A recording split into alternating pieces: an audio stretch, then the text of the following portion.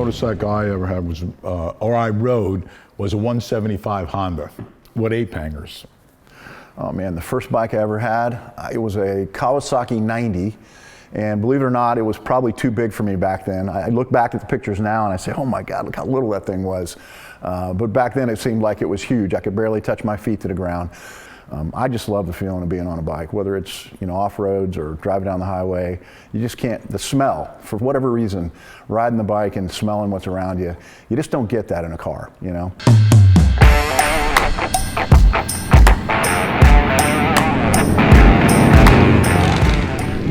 When you've hung around the custom motorcycle world as long as I have, and I have a real huge enthusiasm for motorcycles and modifications to them and ground up builds, and Paul's been the leader in that for as many years as I can remember. And the brand OCC is only second to Harley Davidson, if you can believe that. I mean, there is no more popular motorcycle brand than Orange County Choppers. And so, over the years, I've been a huge fan of Paul, the show, what he's been able to build. And, getting to know him, you can't go to dinner or lunch with the guy without mobs of people coming up to him and wanting his autograph and wanting to talk to him and hug him and take his picture. And so I just kind of got to thinking about it and said, man, Paul really needs to be here. Part of the reason that he's probably going to be moving down here, you can blame me for that, because I've been begging him to do it because I really think his audience is here. And as he said, the weather is beautiful. There's so many places to ride around here. I just think what we're bringing together with this restaurant concept, the motorcycle culture that's already here, and Paul's incredible notoriety, this thing can't fail.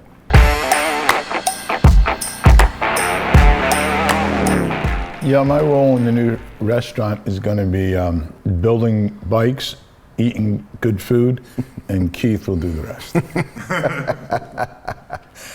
That's not true. Let me tell you what Paul's going to be a huge help to me with is that we started out wanting to create a destination restaurant, and the whole impetus behind that was we wanted it to be like it was Paul's shop. Everybody wants to see a shop. If you think about what he had in New York, most people would walk right through the retail store, go through the restaurant up there, get on the elevator and want to go to a shop. And the reason for that is because that's where Paul's legacy was built, was inside, turning a wrench.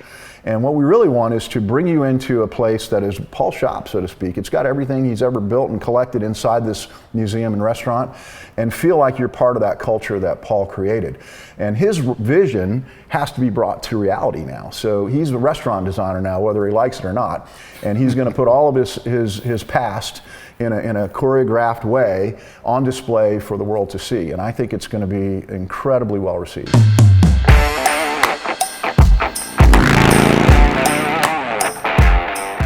Jeez.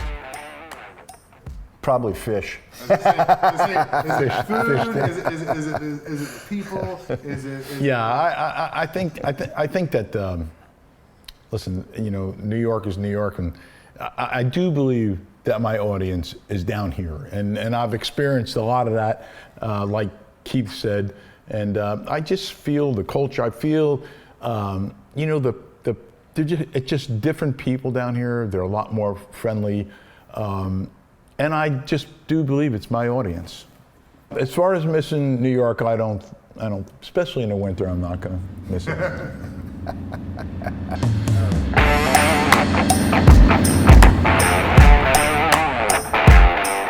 Paul's moving from New York. He's coming to be a Florida resident now. He got his voter registration card already. That's right. And the idea is that he's not starting over, but he's creating a different brand, and he's going into the restaurant business. And I'm honored to be able to go into the restaurant business with him, because I think we're going to create some serious synergies together. I think we're going to have a product that's going to be well received around this country and maybe even in other countries. We intend to do licensing agreements, and this isn't a one-stop shop for us. And it's not just a restaurant, it's not just a museum with Paul's memorabilia, it's a live entertainment venue. We're going to have live entertainment every night. We're going to have pool tables, can jam, cornhole, every game you could possibly imagine. The restaurant itself is over 11,000 square feet. We've got 4,000 square foot of outdoor dining for those who are worried about being inside all the time. We have a 25,000 square foot concert pavilion. And then we have an outdoor concert area that will host up to 7,500 people at a time. So we're going to be doing national acts, we're going to be doing weekly live concerts, we're going to be doing nightly live entertainment. and all kinds of festivals and charity events. And so there might be a restaurant that we open in Dallas that has 4 or 5 brand new OCC motorcycles in it and merchandise and memorabilia that you don't find here in the museum at all, as an example. And we really hope that people around the country will buy into this concept. And I think particularly where there's warm weather and a lot of motorcycle riders, this is going to be incredibly well received.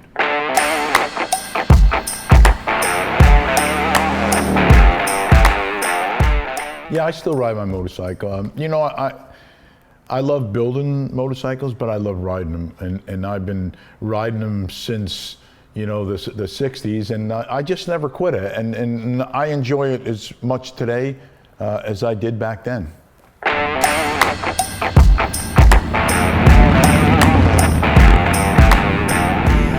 Well, you know, in the motorcycle world, there's goers and showers, right? I mean, I kind of am both of those. I started out doing nothing but riding motorcycles because I didn't have any money, you know, and you'd buy a piece of shit and put it together and scab parts off another bike to keep it going. And so I'm a little bit of both, to answer your question. I love the fact that I can get on a piece of junk and go ride it, and you know, you feel incredibly relieved and free from all the stress of the world. But I also really like the details and the intricacies and the creativity in that high-end custom bike that, you know, guys like Paul have made the legacy around building. So.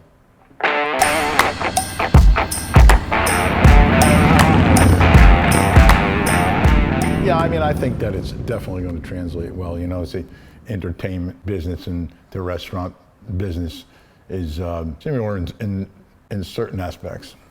Yeah, I mean, I think Paul is going to be a great restaurateur, and I'll tell you why. His attention to detail and his understanding of a vision and how to create that vision is really kind of what a restaurant's all about. I mean, in the end, our restaurant is going to become a hybrid of Paul's workspace and how we're going to create this product that's really great food, incredible service, a lot of great live entertainment, sports bar, TVs, games, pool tables, anything you can possibly imagine, pet friendly. And all of those things, I think Paul really understands, and it's going to be fun to work through this with him, and I'm excited to see what he comes up with and what the final outcome is.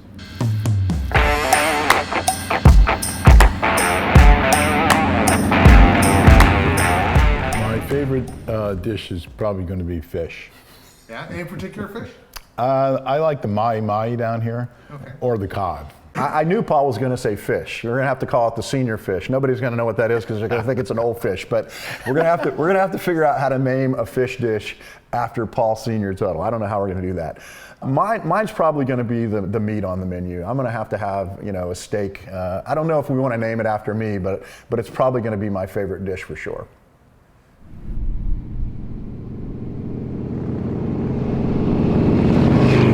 Well, you know, Paul's motorcycles are American made. This is an American legacy and really a concept that caters to the American culture today.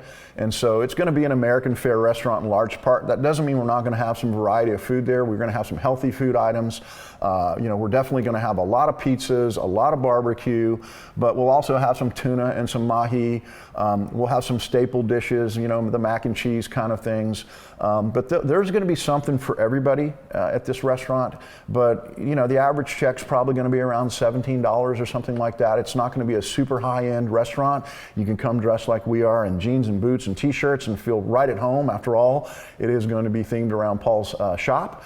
And the bar is going to be a full-service high-end bar with every brand of liquor you could possibly imagine and every specialty drink, and some of the best bartenders and entertainers in the world will be serving you there. So we're really looking forward to bringing it all together and making it something that not only is it restaurant-driven, but it's really cultural-driven, and that people are going to come there because the vibe you get around it, not just the great service, the great food, and all the super entertainment that we're going to have in the evening. So, you know, 5 o'clock every day, I think we're going to bring Paul's fire bike out, throw about a 30-foot flame, start happy hour off. We're going to do some really cool and unique and innovative things there with Paul's help.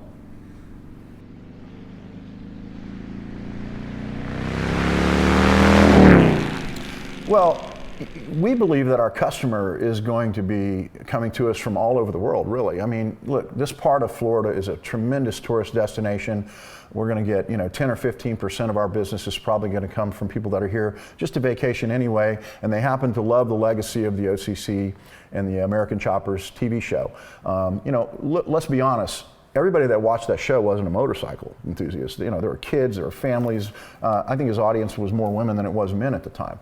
And so I really believe that we're going to draw from a large audience of people. Internationally, he's very well known in the UK and Germany and other countries around the world. I think we're going to get the drive market from Orlando to, a 2-hour radius. The I-4 corridor is going to be a huge market for us.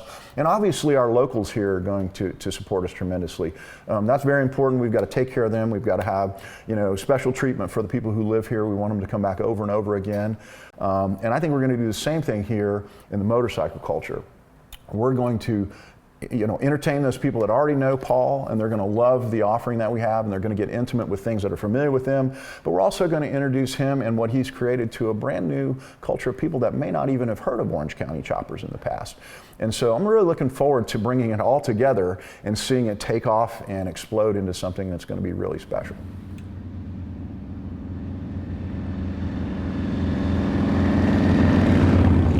Yeah, so obviously, we're going to have Paul's shop centered inside the restaurant. We're going to have a lot of his motorcycles, 14 or 15 of some of the originals that were on the show. But we're going to also really cater to the sports fan. Right now we've got 76 TVs planned to go into the facility, indoor and outdoor. We're going to have the NFL package. We're going to have Major League Baseball package. We're going to have everything that you would find in a traditional sports bar. And in addition to that, we're going to do live entertainment at the same time. We're going to have pool hall going on. We're going to have can jam, cornhole, all the games that you could possibly imagine. And don't forget your pets, because we're going to welcome them. Paul's a huge pet lover, and we know that in today's culture, we're going to welcome mostly the pet friends, the dogs, and so forth. In there's going to be something for everybody to do there, from your young child all the way up to seniors that are going to want to come and watch the games that we have going on.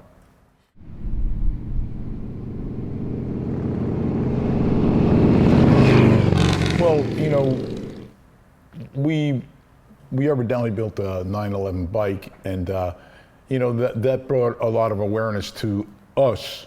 It was a tribute bike.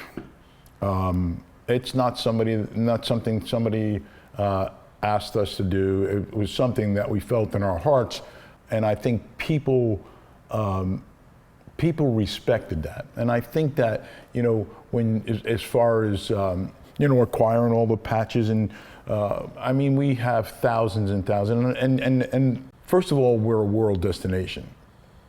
We were a world destination in New York. Now we're going to be world destination south. So that excites me too, because we're international.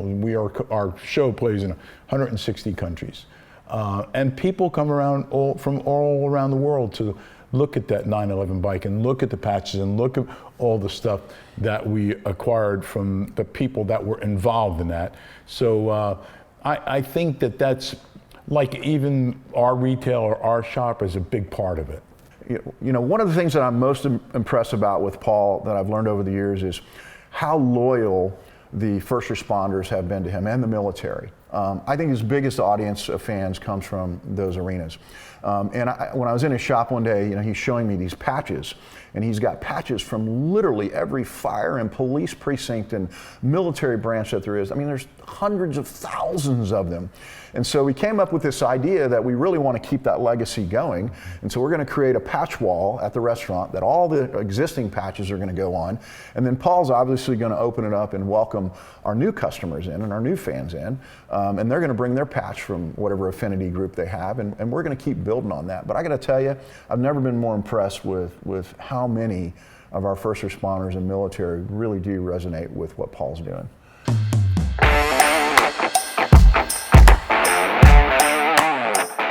Well, a lot of times I wake up in the middle of the night to a text message, and there'll be a video or a series of pictures from Paul.